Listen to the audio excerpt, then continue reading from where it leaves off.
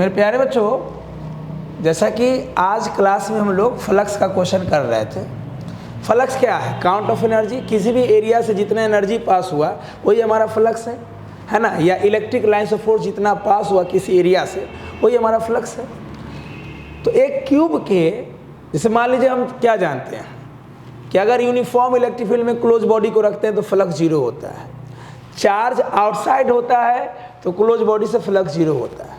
लेकिन किसी भी क्लोज बॉडी के अंदर अगर हम चार्ज रख दें तो जो फ्लक्स बाहर आता है वो होता है क्यू बाय एप्सिलॉन नॉट। चाहे वो क्लोज बॉडी किसी भी शेप साइज का हो, सिलेंडर हो, स्फीयर हो, क्यूबॉइड हो, इरेगुलर शेप का हो, उससे कोई मतलब नहीं है। अगर चार्ज उसके अंदर है तो जो फ्लक्स बाहर आता है वो होता है Q by epsilon not. Clear? तो एक क्वेश्चन कर रहे थे कि क्यूब के एक कॉर्नर पे चार्ज है। जैसे मान लीजिए, आपको मैं यहाँ पे जूम करके दिखा रहा हूँ। एक क्यूब है, इसका साइड ए है, इसके कॉर्नर पर, एक कॉर्नर पे चार्ज है। चार्ज अंदर रहता तो क्यूब के थ्रू फ्लक्स आता है क्यू बाय एप्सिलॉन नॉट, है ना। लेकिन चार्ज बाहर है, तब एक फेस से मुझे निकालना है, पूरा क्यूब से नहीं, एक फेस से मुझे निकालना है इलेक्ट्रिक फ्लक्स। तो कॉन्सेप्ट क्या जानते हैं? चार्ज अंदर हो तो क्यूब से बाहर आता है Q by epsilon not. Cube में 6 फेस होते हैं। क्यूब में कितने फेस होते हैं? 6 फेस। तो पूरा क्यूब से क्यू बाय एप्सिलॉन नॉट, तो एक फेस से क्यू बाय 6 एप्सिलॉन नॉट, ऐसा आप जानते हो। अब यहाँ पे चार्ज बाहर है और एक फेस से निकालना है, एक फेस से। तो बहुत सारे तरीके से सॉल्व हो सकते हैं।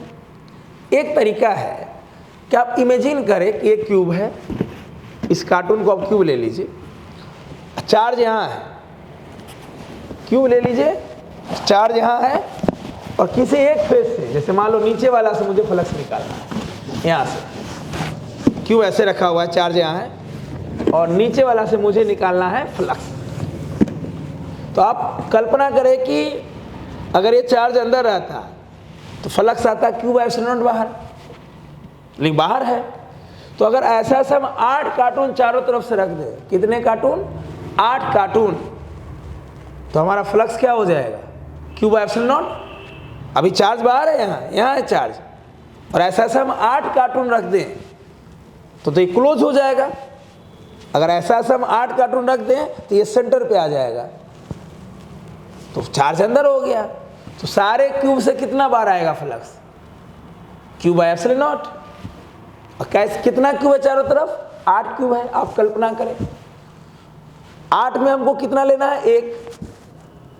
तो एक क्यूब से क्या हो जाएगा? Q by 8 epsilon not.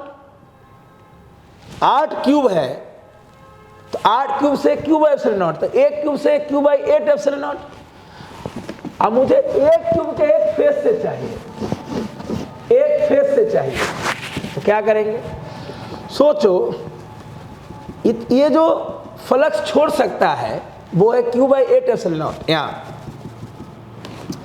इस पूरे क्यूब से जो फ्लक्स बाहर आ रहा है वो आ रहा है क्यू बाय 8 एप्सिलॉन नॉट। मुझे इस क्यूब के एक फेस से निकालना है, एक फेस से, यहाँ से निकालना है। देखो क्या करेंगे, देखो चार्ज यहाँ है, ये छोड़ रहा है Q by 8 epsilon naught flux. अब मुझे एक फेस से निकालना, तो क्या करेंगे? देखो चार्ज अगर यहाँ है, इसको तो छूते हुए निकल जाएगा, इसका कहानी खत्म, इससे फ्लक्स जीरो। और चार्ज यहाँ है तो इसके थ्रू भी जीरो हो जाएगा, पीछे वाला से। यहाँ देखो चार्ज यहाँ है, तो इससे जीरो, इससे जीरो, इससे भी जीरो, और इससे जीरो।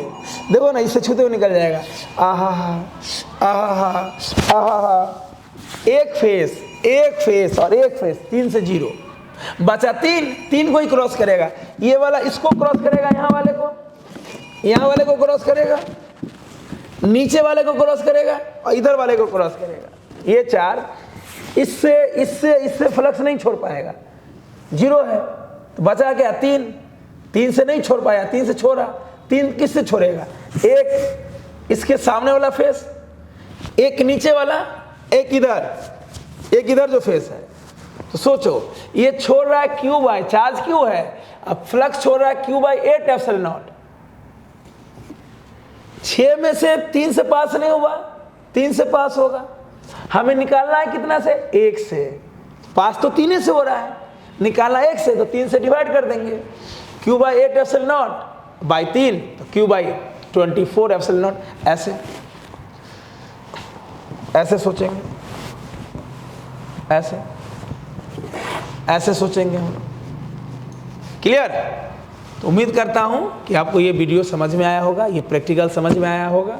धन्यवाद।